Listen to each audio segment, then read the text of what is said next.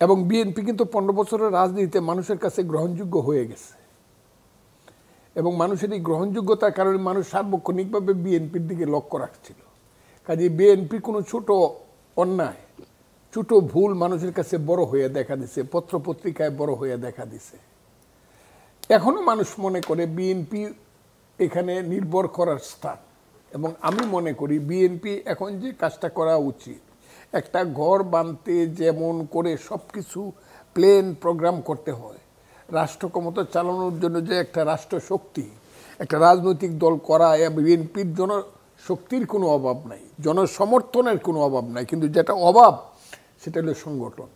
আমি মনে করি সেই সংগঠনটা ইন্টার ডেমোক্রেটিক প্রসেসে যদি করা হয়, যতটুকু সম্ভব, সময় আসছে হাতে, তাহলে আমার ধারণা এই দেশটা মোটামুটিভাবে আগামী দিনে কিছুদিনের জন্য একটা স্বস্তি নিঃশ্বাস ফেলতে পারবে।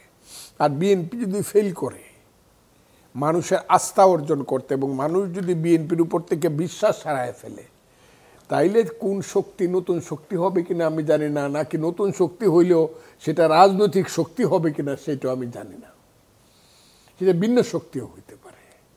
মানুষ যদি বিএনপির উপর আস্থা হারায় ফেলতে পারে। আর এখন যে কথাটা বলতেছেন, আমি আর নতুন প্রজন্মকে আমি আর এখন বুঝি না।